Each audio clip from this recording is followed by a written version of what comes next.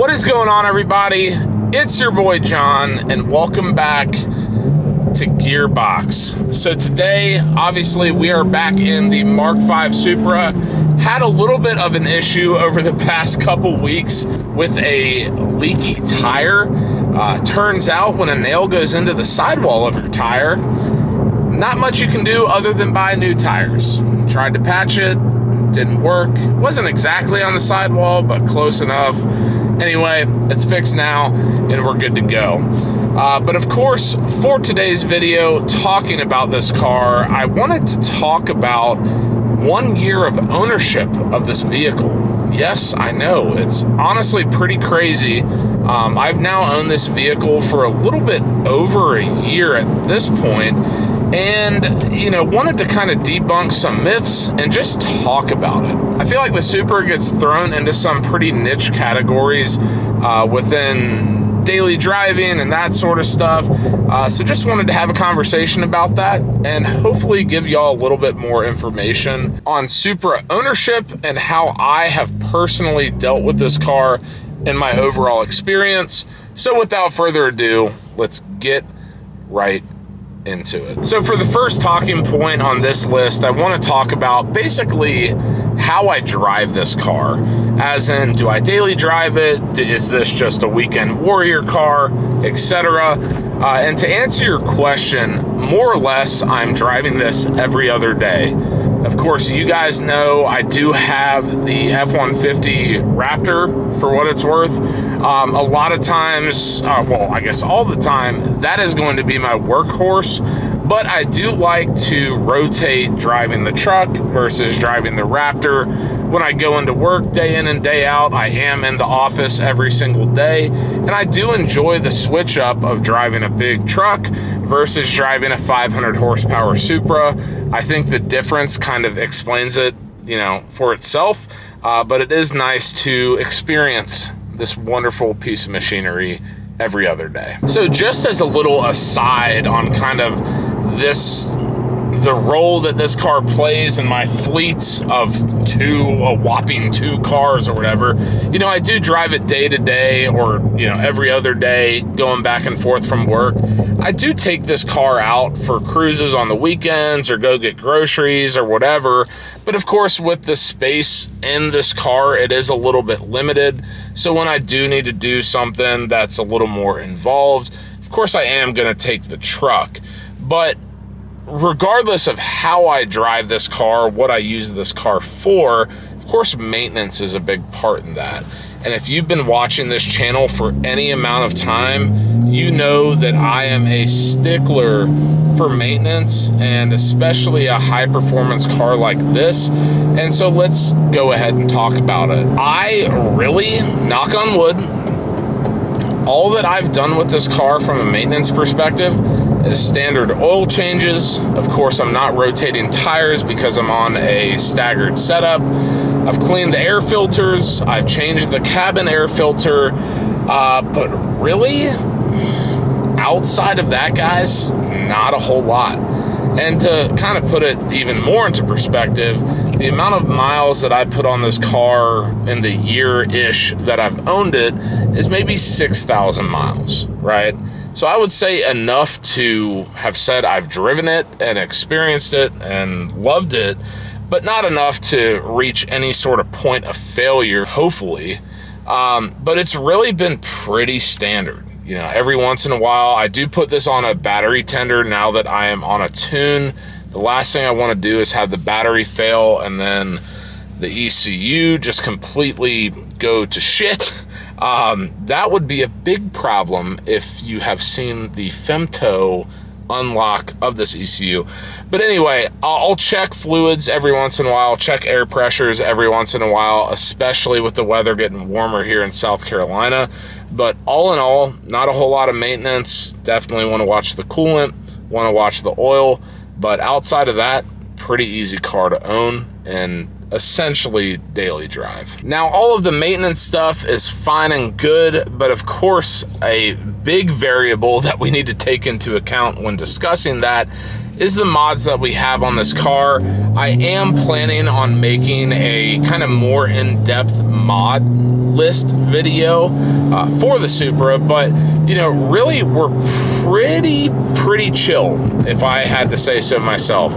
We got an air intake, we have an exhaust, we got the wheels, we got the tires, and of course we have the tune, but nothing with this car as it stands right here, right now, screams, oh no, this is going to require a shitload more maintenance than what it would be from factory, right? Of course, when you're running a kind of more aggressive tune or something, you want to make sure you're not fouling out spark plugs or O2 sensors or whatever, making sure that the tire tread is good. But you know, it's a pretty, I would call it, standard Supra build, and therefore not much has to change from what the, you know, OEM manual says to what we need to do based on the modifications that we have on this car.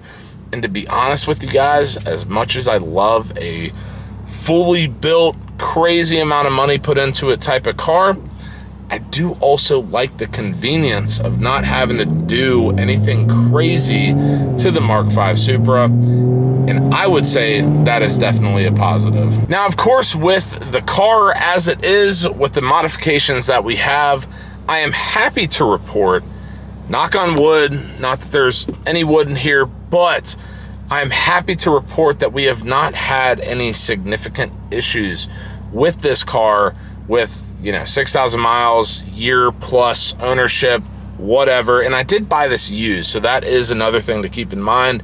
The previous owner clearly took at least decent care of this vehicle.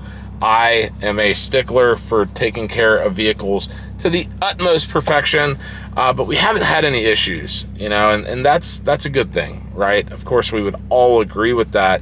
But once again, with a vehicle of this kind of stature or high performance, you know, there are things that can go wrong and honestly can be compounded when we start modifying said vehicle. But really, there's no issues with it other than the nail that was in my tire that I talked about earlier. Of course, that shit just happens. You could be driving a Mark V Supra, you could be driving a 488 Ferrari, or you could be driving a Toyota Prius, and that shit would still happen to you. So outside of that type of stuff, everything's hunky-dory with the 2022 Supra, and I am very happy to report that as a fact. Now, with all of that BS thrown out of the way, this car has been phenomenal to me.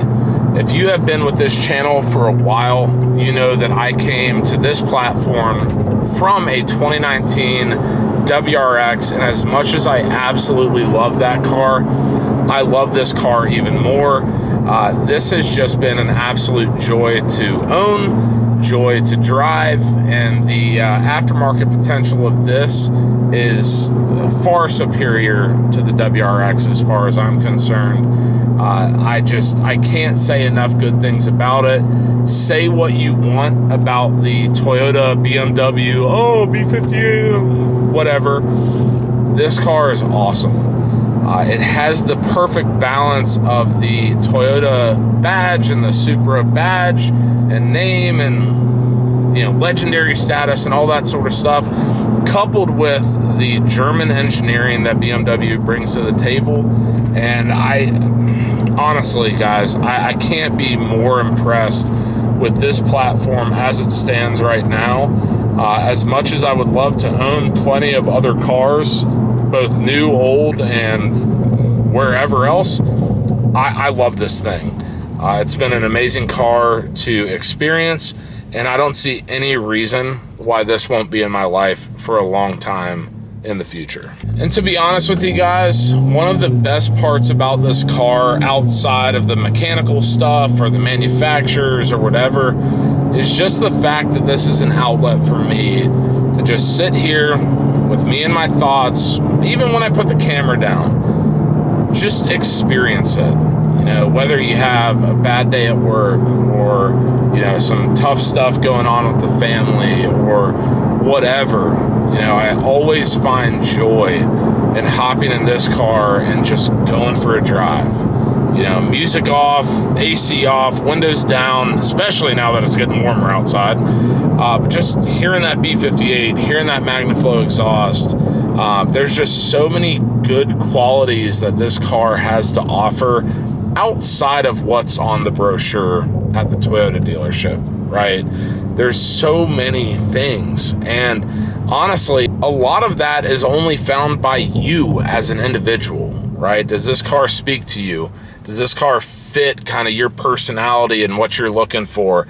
I do know that this car is flashy. I do know that this car brings a lot of attention, and in some ways I do like that, but in other ways I don't care because of how much I love this car. It's the perfect balance of technology, of performance, of looks, of status, or whatever you want to call it.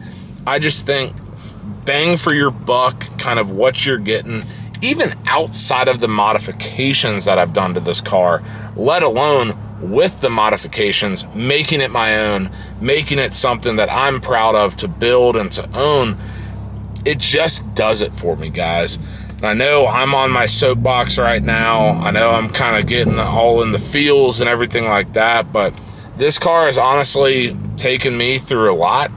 I'm not going to get into that, but it's been a lot of stuff, and it's gotten me through all of that in some way, shape, or form. And so for that, I do greatly appreciate old trusty right here. So guys, if you like this video, please give it a big fat thumbs up. I hope this gives you some sort of idea as far as ownership of the Mark V Supra.